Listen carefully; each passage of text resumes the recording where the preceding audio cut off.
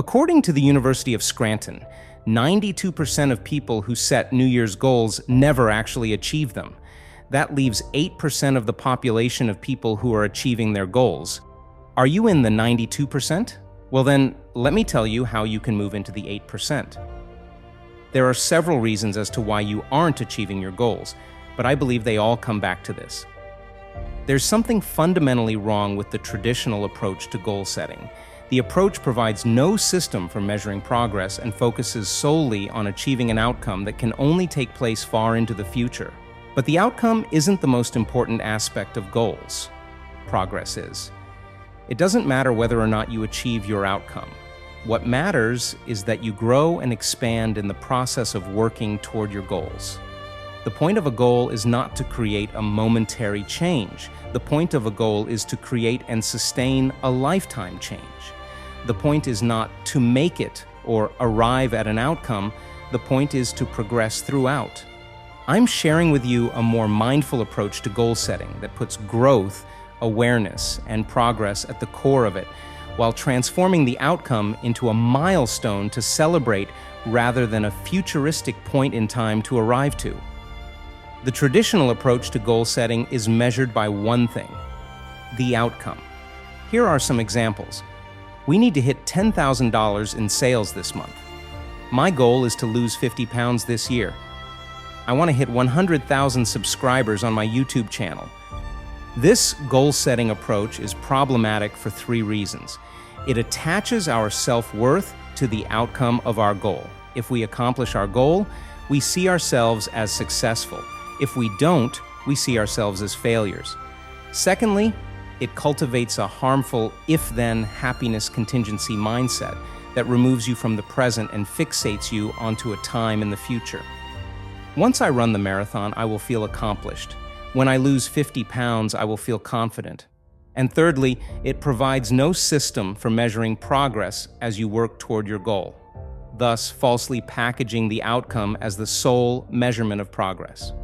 I used this method to set my goals throughout my entire life, until about halfway through my entrepreneurial experience that I realized this is not a sustainable method for goal setting, because anytime I set a new goal, this happened.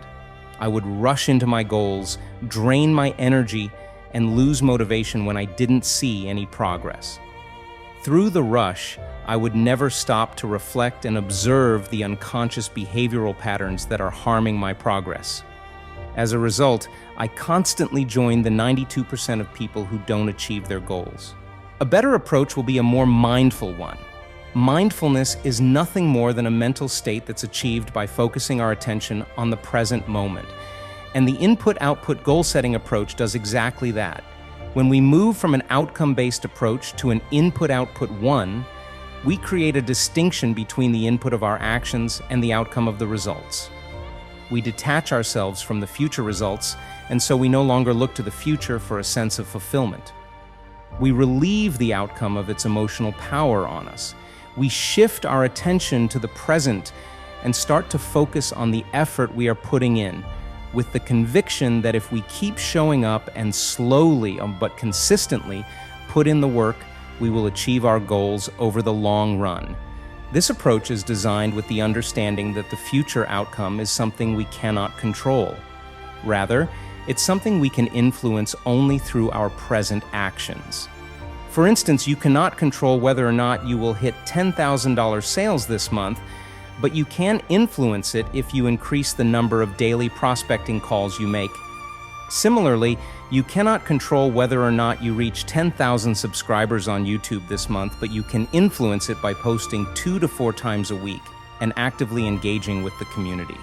This is referred to as the GARP, which means Growth, Awareness, Progress approach. It focuses on 3 pillars: growth by consistency, your inputs. Growth happens through a series of small and consistent incremental steps, not monumental overnight strides. This first pillar puts the ball in your court and affirms that growth is guaranteed if you are dedicated to showing up every day and putting in the reps, your inputs. The second pillar is awareness by metacognition, your outputs. Metacognition is a fancy word for awareness of thoughts, or thinking about thinking. This second pillar brings your attention to your outputs.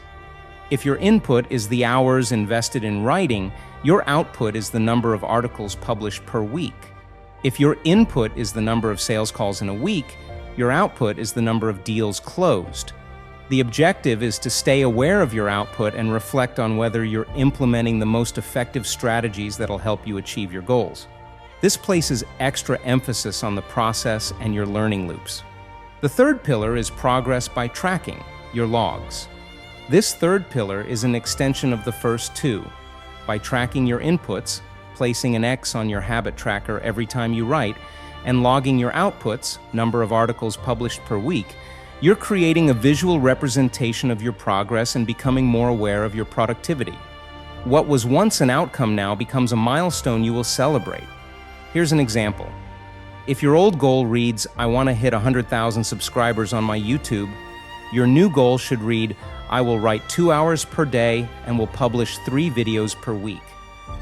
The reason is you can't control how many people subscribe to your channel, but you can control how many videos you publish, which would then expose you to more viewers on the platform and thus more potential subscribers. Here's another example. If your old goal was, "My goal is to lose 50 pounds this year," your new goal should be, "I will exercise 4 times per week doing 45-minute sessions." The reason is you can't control how many pounds you lose due to the complexity of the body's anatomy, but you can control how many workouts you produce, which would then increase the chances of you hitting the 50-pound milestone. The point of a goal is not to create a momentary change. The point of a goal is to create and sustain a lifetime change. The point is not to make it or arrive at an outcome. The point is to progress throughout. We don't grow and expand the moment we reach the result. We grow and expand in the process of working toward the result we want. This mindful approach to goal setting puts growth, awareness, and progress at the core of it, and transforms the outcome into a milestone to celebrate rather than a futuristic point in time to arrive to. It puts you in a position of power and pushes you to focus on what you can control. Use this approach to set more mindful goals. Then build a better system to help you achieve them. And with that, I challenge you to set a new mindful goal. I challenge you to be one of the 8%, not the 92.